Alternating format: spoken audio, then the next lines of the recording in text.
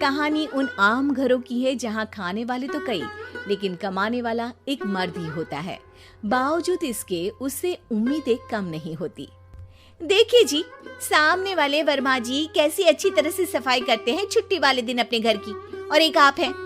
अरे यार, उनके पास कार है, ऑफिस पास में है और हफ्ते में 2 दिन की छुट्टी होती है, तो फर्क तो पड़ता है ना। मेरी तो शादी ही गलत हो गई। अरे कोई मस्त लड़का मिलता, कमाता भी, घुमाता भी, घर के कामों में भी मदद करता, लेकिन नहीं जी, हमारे वाले को तो कमाने से फुर्सत ही नहीं, और कमाई भी ऐसी कि कोई जरूरत पूरी ही नहीं हो रही है। सुनील बेचारा शीना को देखकर सोचता है कि शीना सही कह रही है। देखने में सुंदर है, घर का सारा काम कर लेती है, उसे तो कोई भी अच्छा लड़का मिल सकता था। क्या सोच रहे हैं? भागने का इरादा तो नहीं है? अरे नहीं मेरी प्यारी बीवी, मैं तो नहीं, पर डर है कि तुम नहीं कहीं भाग जाओ मुझे छोड़कर। शीला सुनील के मुंह से प्यार भरी बात सुनकर मुस्कुराती है।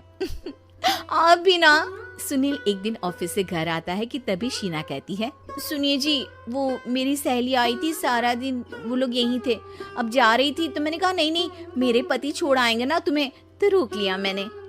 सुनील थोड़ी देर कुछ सोचता है, फिर कहता है, ठीक है, मैं कपड़े चेंज करके आता हूँ। अरे तेरे पति को तो लग रहा है कि अच्छा नहीं लगा। अरे नहीं, ऐसी कोई बात नहीं है, रुको मैं अभी उन्हें घर के कपड़े देकर आती हूँ। शीना अंदर जाती है जहाँ सुनील पलंग पर लेटा होता है। अरे क्या मजाक है, वो कह रही है कि आपने मुंह बना लिया।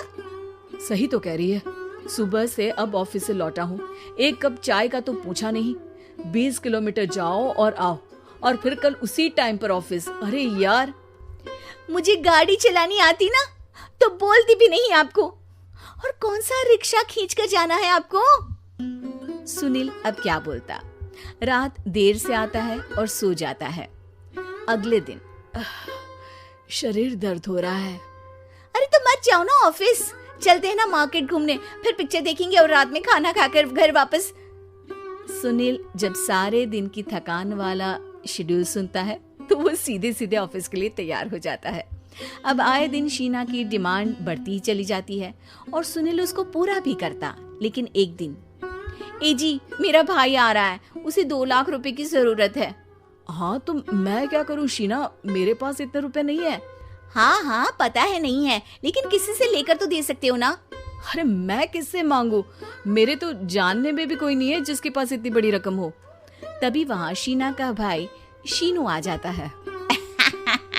जीजा जी कैसे हैं आप? अब मैं ठीक हूँ शीनू, अचानक इतनी बड़ी रकम की जरूरत कैसे पड़ गई? अरे जीजा जी, वो बिजनेस शुरू किया ना, तो उसके लिए पैसे की जरूरत है, काफी हो चुका है, थोड़ा पैसा बचता है तो मैंने सोचा आपसे ले लूं। देखो मेरे ऑफिस में कुछ लोग हैं जिनकी सेविंग अच्छी है, मैं उन लोगों से बात करके देखता हूँ। सुनील ऑफिस से किसी से पैसे लेकर शीना को दे देता है। शीना वो पैसा भाई को दे देती है 2 महीने बाद। अरे यार शीना, वो ऑफिस वाला आदमी अपने पैसे मांग रहा है, कैसे दूं? अपने भाई से बोलो ना पैसे दे दे। अरे हाँ दे देगा, कहाँ भागा जा रहा है, आप उनको बोल दो कि दे देंगे।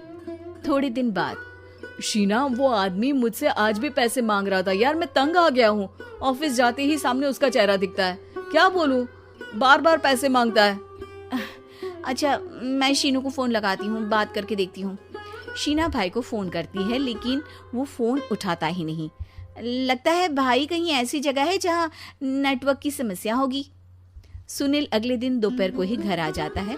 उसका चेहरा उतरा और परेशान सा होता है, वो रोने लगता है। अरे क्या हुआ जी, आप इतना परेशान क्यों हैं? सब ठीक तो है ना? अरे नहीं शीना, कुछ ठीक नहीं है, मैं ठीक नहीं हूँ। तुम्हारे भाई के लिए मैंने जो पैसे लिए थे, उस आदमी ने आज भरे ऑफिस में सबके सामने मेरी बेइज्जती कर दी। सबके सामने आज मैं कर्जदार बनकर खड़ा था। मैंने हर वो प्रयास किया घर चलाने के लिए जो मैं कर सकता था, लेकिन अब नहीं होगा। वो फिर रोने लगता है। अरे आप तो औरतों की तरह रो रहे हैं, मर्द हैं आप। क्यों, आदमी के सीने में दिल नहीं होता, या फिर वो इंसान नहीं मशीन होता है? अरे मैं थक चुका हूँ शीना, तुम समझती क्यों नहीं? मैं भी शारीरिक और मानसिक रूप से थकता हूँ। मैं भी आराम करना चाहता हूँ, सुकून चाहता हूँ। मैं अब कुछ नहीं कर सकता। कुछ नहीं। वो बैठ जाता है। शीना पति को हैरान परेशान देखकर चुप हो जाती है। अगले दिन, सुनिए, ये लीजिए 2 लाख रुपए, उस आदमी को दे दीजिए और बोल दीजिए कि आज के बाद किसी को पैसे के लिए बेइज्जत ना करे। सुनील पैसे देखकर राहत की सांस लेता है। अरे शीना, तुमने तो मेरा बहुत बड़ा काम कर दिया। अब मैं शान से ऑफिस जा सकता हूँ। लेकिन ये पैसे आए कहाँ से? ये पैनक पेशे से एक बहुत अच्छी वकील थी, लेकिन कहते हैं ना, बहू कितनी भी बड़ी तोप क्यों ना हो, सास के सामने तो भीगी बिल्ली ही होती है। अरे जनक, क्या बात है? आज रोटी नहीं मिली अभी तक। ये तेरा कोर्ट नहीं है जो आज फैसला ना हुआ तो कल की तारीख मिल जाए। रोटी तो रोज वक्त में चाहिए। हाँ माँ जी, रोटी तो कब की बन गई। मैंने आपको कहा तो खाना खाने के लिए, आपने शायद सुना नहीं होगा। ओहो, जज नहीं हूँ मैं तेरे कोर्ट की, सास हूँ सास। कोई दलील फालतू की मत देना यहाँ। बहुत जानती हूँ मैं इन वकीलों को। अपनी बात ऊपर रखने के लिए झूठ बोलने में जरा भी नहीं सोचते। तभी वहाँ जनक के ससुर आ जाते हैं। अरे भाग्यवान, क्यों बेचारी के काम को कोसती रहती है हमेशा। मैं भी तो था वहाँ जब ये आई थी तुझे रोटी खाने को बुलाने के लिए। सास को तो अब गुस्सा आ जाता है कि कैसे किसी ने बहू की साइड ले ली। अरे वाह जी वाह, वो तो मैं जानती थी कि कोई ना कोई गवाह तो ये पेश कर ही देगी। पर मैं तो अब सीधा खाना खाकर सोने जाऊंगी। मुझे आदत नहीं है किसी से बहसा बहसी करने की। पता नहीं कैसे ये वकील इतना दिमाग लगाकर खुद तो झूठ बोलते ही हैं, साथ में झूठे गवाह भी ले आते हैं।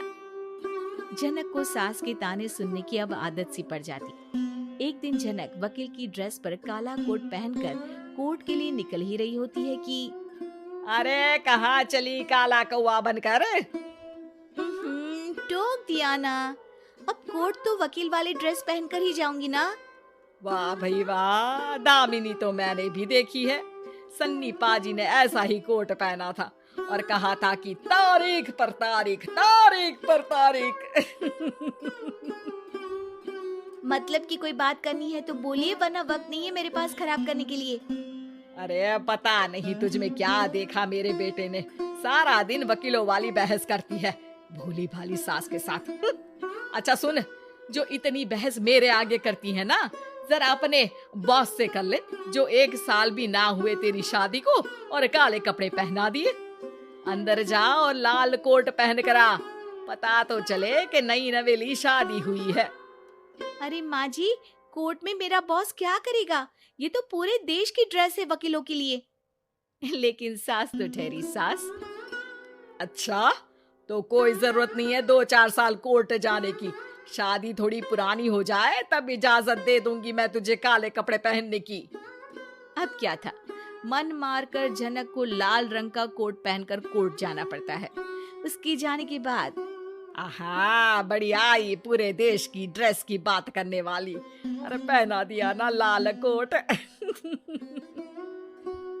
अब सास आए दिन या तो जनक को उसके काम का ताना देती या फिर उसका काम छुड़वा देने की धमकी। तंग आकर एक दिन जनक पति से कहती है, मैं सोच रही हूँ कि कोर्ट जाना बंद ही कर दूं। अरे क्यों यार, इतना अच्छा करियर है, क्यों छोड़ने की सोच रही हो? अरे लाल रंग का कोट पहनकर जाना पड़ता है। हर बात पर सास ताना देती है कि वकील तेज होते हैं, सवाल जवाब करते हैं, झूठी दलीलें देते हैं। अरे तो ठीक है ना, वो जो कहती है अपनी समझ से कहती है, लेकिन तुमको तो पता है ना कि सच्चाई क्या है। जनक को पति की बात से हौसला मिलता है कि तभी घर पर कुछ लोग आ जाते हैं। अरे आइए आइए पंच साहब, कैसे आना हुआ? अरे भाई साहब, सुना है कि आपकी बहू वकील है। तभी वहाँ सास आ जाती है। हाँ है तो, लेकिन क्या हुआ, फिर कहीं बहस कराई क्या? अरे हम तो खुद दुखी है उसके व्यवहार से। अरे भाभी जी, आपको तो पूरा मोहल्ला जानता है कि आप कितना बोलती है। फिर हम यहाँ बहू रानी की कोई शिकायत नहीं, बल्कि अपनी परेशानी लेकर आए हैं। ससुर जी खुश हो जाते हैं। हाँ हाँ, मैं भी बहू को बुलाता हूँ। जनक वहाँ आती है, सबको नमस्ते करके बैठ जाती है। बहू रानी, हमारे गांव में बड़ी मुसीबत आ गई है। अब तो पूरे गांव की जिम्मेदारी मानो तुम्हारे कंधों पर है। अरे ना ना, इससे तो घर की जिम्मेदारी पूरी नहीं होती। ये गांव की जिम्मेदारी क्या लेगी? भाभी जी आप चुप हो जाओ, यहाँ पढ़े लिखे लोगों की बात हो रही है। आप जाओ, जरा रसोई से सबके लिए चाय लेकर आओ। मैं कॉफी लूंगी। हाँ हाँ, वकील साहिबा के लिए कॉफी। सास सर पैर सब पटक कर वहां से निकल जाती है। बहू, गांव में पानी नहीं आ रहा है, पड़ोसी राज्य ने हमारा पानी रोक रखा है। इसका मामला तो बड़े कोर्ट में चलेगा पंच जी, लेकिन ऐसा क्यों? वो राज्य हम लोगों से पानी के पैसे मांग रहा है। अब आधे गांव में पानी की सप्लाई खत्म हो गई है बहुरानी। अच्छा पंच साहब, बात गांव की है तो मैं जरूर केस लड़ूंगी। यहाँ एक बार फिर सास की एंट्री हो जाती है। अरे वाह जी वाह, ये काम करवा लो, आप हमारी बहू से बहुत अच्छा करती है। मैं हूँ सीधी सादी सास। इस लड़की ने कैसे लड़ लड़ कर मुझे साइड कर रखा है, ये तो अब आपको पता चल ही जाएगा। अरे भाभी जी, आपकी आवाज तो पूरे गांव को सुनाई पड़ती है जब आप बहू रानी को सुंदर वचन सुना रही होती हैं। अरे वकील बहू मिली है, फक्र करो फक्र। हाँ जी हाँ, सारी फकर तो हम लोग ही करें।